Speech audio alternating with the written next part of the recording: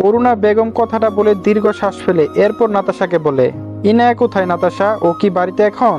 নাতাশা হেসে বলে, আম্মু তুমি যে কি বলো, ইনায়া কি এই সময় কখনো বাড়িতে থাকে? দেখো কি অফিসে কোনো জরুরি বিষয় মিটিং করছে অথবা কোনো বিজনেসের কোনো কাজ করছে।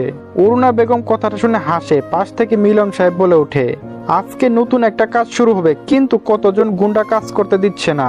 মনে হয় তোমার মেয়ে এখন ওদের পিটাতে গিয়েছে। তুমি ভালো করে জানো অরুণা, তোমার মেয়ে লস একদম পছন্দ করে না। অরুণা বেগম বলে, সেটার বলতে হবে, আজকে সেই লোককে কে বাঁচাবে? অন্যদিকে একজন লোক তার সাথে বেশ অনেক গুন্ডা নিয়ে একটা বিল্ডিং এর মধ্যে অবস্থান করছে।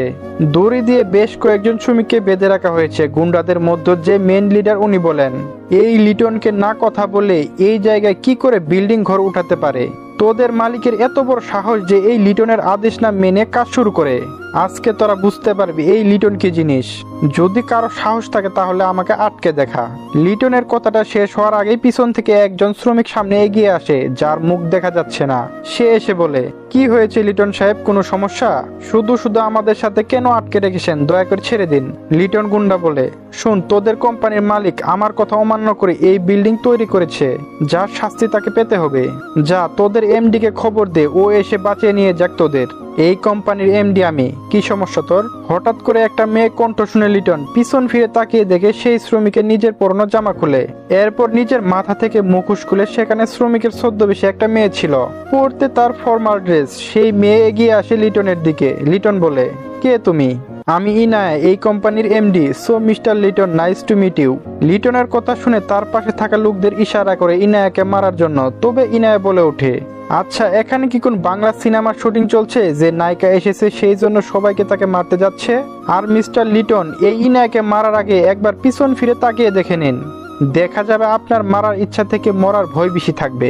ইনায়া কথাটা বলে পিছনের দিকে দেখিয়ে দেয়। লিটন তার সামনের দিকে তাকিয়ে ঢোক গিলে, কারণ ইনায়ার পিছনে অসংখ্য বডিগার্ড দাঁড়িয়ে আছে, যার সামনে এই লোকদের সংখ্যা অনেক কম।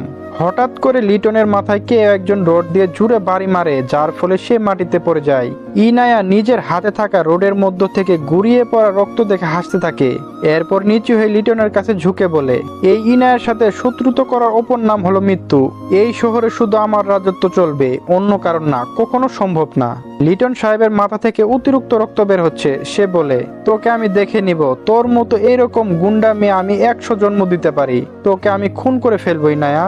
ইনায়া বলল, আমার বাপে আমার মতো কাউকে জন্ম দিতে পারে নাই, তুই কি করে দিবি? আর তোর সাথে আমার আর কখনো দেখা হবে না, কারণ পৃথিবী থেকে চিরবিদায় নেওয়ার সময় তোর হয়ে গেছে। গুড বাই লিটন গুন্ডা। ইনায়া কথাটা বলে রড দিয়ে আরেকটা আঘাত করে ওর মাথায়, যার ফলে ওর মৃত্যু হয়। তবে ওর সাথে থাকা গুন্ডারা ভাইয়ার চোখ নিয়ে তাকিয়ে আছে, তাদের শরীর কাঁপছে, কারণ জীবনে কোনো মেয়েকে তারা এত সাইকো হতে দেখে নাই। ইনায়া তার হাতে রড ফেলে দিয়ে ওদের দিকে তাকিয়ে একটা হাসি দিয়ে বলে, আচ্ছা, এখানে কি কিছু হয়েছে? আপনারা কি জানেন এই লিটন সাহেব কি করে মারা গেল?